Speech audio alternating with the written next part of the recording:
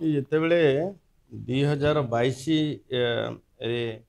Decision ହେଲା ଯେ minor ମିନେରାଲର ପରିଚାଳନା ଖଣି ଇସ୍ପାତ ବିଭାଗକୁ ଦିଆଯିବା ପାଇଁ ଏବଂ ତା କାର୍ଯ୍ୟକାରୀ 23 ରେ ହେଇଗଲା ସେ ସମୟଠାରୁ ଏପର୍ଯ୍ୟନ୍ତ କୌଣସି ବ୍ୟବସ୍ଥା ନ କରି ଯେତିକି ସୁପରିଚାଳନା ପାଇଁ ଲୋକ ଆବଶ୍ୟକ ତାର କିଛି ବ୍ୟବସ୍ଥା ନ କରି ଯେଉଁଭଳି ଭାବେ ଏକକାଳୀନ 3557 ଉତ୍ସ ଲଘୁ ଖଣିଜ ଉତ୍ସ ହସ୍ତାନ୍ତର କରାଯାଇଥିଲା। ତାକୁ ଆମ ସରକାର ଆସିଲା ପରେ ଆମେ ତାକୁ ପ୍ରଥମ ଦିନରୁ ଯେଭଳି ଭାବେ ବାଲିର କୃତ୍ରିମ ଅଭାବ ବିକ୍ରି କଥା କୁହନ୍ତୁ, ବଜାରରେ ଅହେତୁକ ଅସନ୍ତୁଳନ ଦର କଥା କୁହନ୍ତୁ ଏବଂ ସବୁବେଳେ ଆପଣଙ୍କ ଜରିଆରେ ଏବଂ ଲୋକମାନଙ୍କର ଅଭିଯୋଗ ମଧ୍ୟ ଏଭଳିଆ ଆସୁଥିଲା ଏବଂ ଯେଉଁ ନିଷ୍ପତ୍ତି ହେବାର ଥିଲା ଗତକାଲି ଗୋଟେ ନିଷ୍ପତ୍ତି ନେଲୁ ଯେ ଯେତେବେଳେ ପୂର୍ବ ବ୍ୟବସ୍ଥାରେ ଇ ଅକ୍ସନ୍ କଥା ଅକ୍ସନ୍ରେ ଯିଏ ଯାହାର ଯେତେ ଅଧିକ ଆର୍ଥିକ ଦେଇକିରି ପ୍ରିମିୟମ୍ ଆଡ଼ିସନାଲ୍ ଚାର୍ଜ ଦେଇକିରି ନେଉଥିବା ଫଳରେ ତାକୁ ଭରଣା କରିବା ପାଇଁ ସେ ବାଧ୍ୟ ହେଉଥିଲା ମଧ୍ୟ ବଜାରରେ ସେଭଳିଆ ବିକିବା ପାଇଁ ଏବଂ ଯାହାର ସୁଫଳ ଲୋକମାନଙ୍କ ପାଖରେ ସାଧାରଣ ଲୋକ ପାଖରେ ମଧ୍ୟ ପହଞ୍ଚି ପାରୁନଥିଲା। ଏବଂ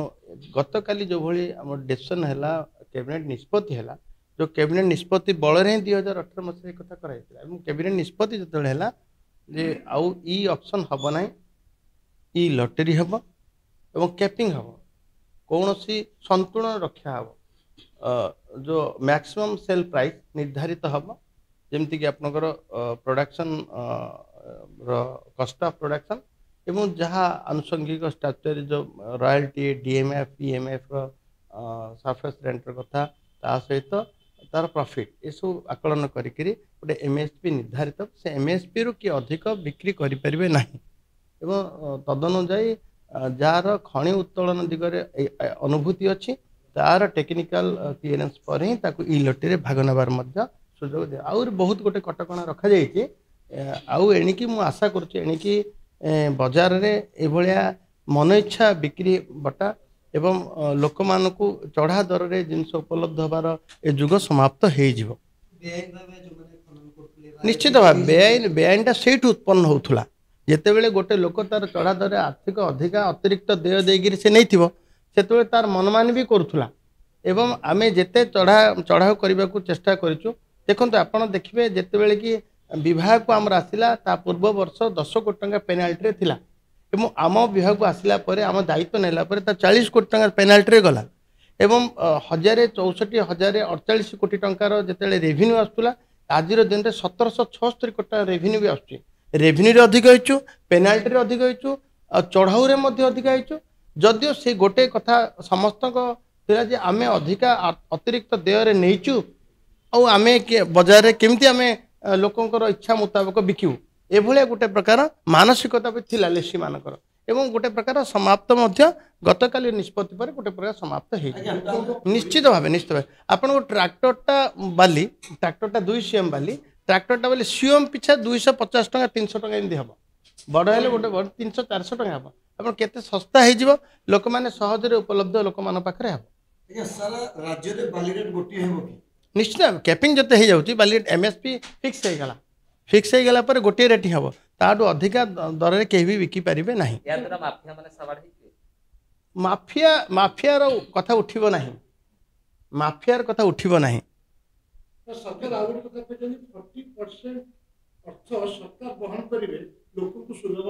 ନାଇଁ ସେ କଥା ନାହିଁ ଯେ ଲେସି ମାନଙ୍କୁ ଗୋଟେ ବ୍ୟବସ୍ଥା କରାହେଇଛି ଯେ ସରକାରୀ କାର୍ଯ୍ୟ ପାଇଁ 40% ତାଙ୍କର ପ୍ରଡକ୍ସନର 40% ଦେବେ ଏ ଯେଉଁ କ୍ୟାପିଂ ରେଟ୍ରେ। ଏଣିକି କୌଣସି ଲୋକ ବିନା ଷ୍ଟୋରେଜ ଲାଇସେନ୍ସରେ ଷ୍ଟୋରେଜ କରିପାରିବେ ନାହିଁ। ଆପଣ ଦେଖିବେ ଯେତେବେଳେ କି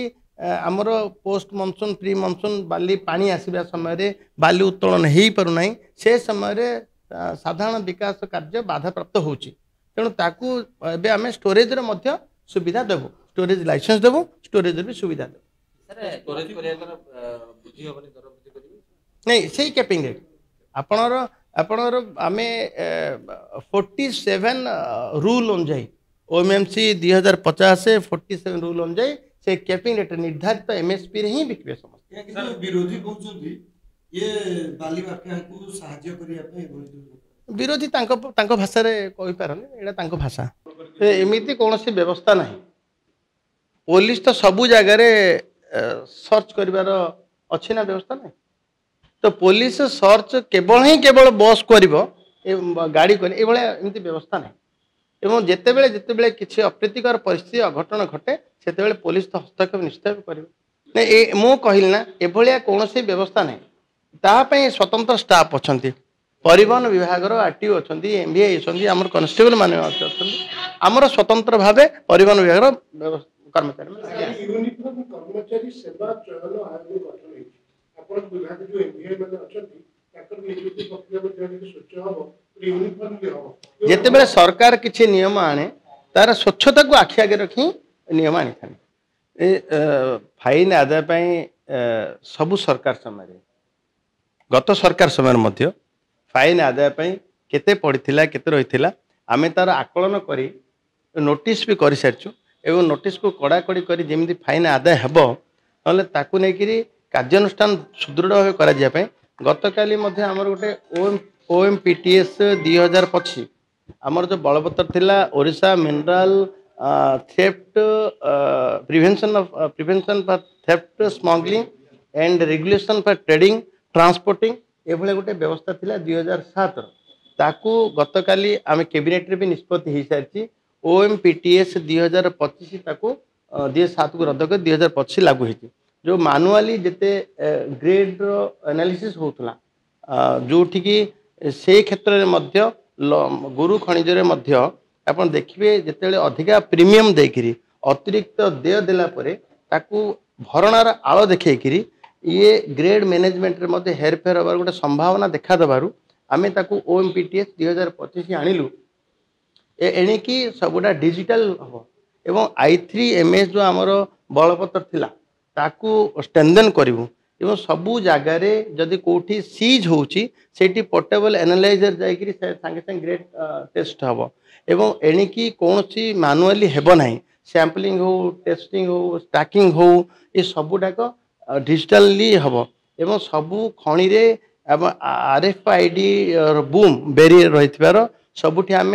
लगेबू जहाँफल आम जापर डिस्पाच समय गाड़ी संपर्क में ट्रैकिंग करवा भेहिकल ट्रैकिंग करवा ये सब उपलब्ध हो तेणु एणिकी अधिका ओजन रे नबा अधिका लो ग्रेड करिकी ताकू मैनेजमेंट करवा यार पूर्णछेद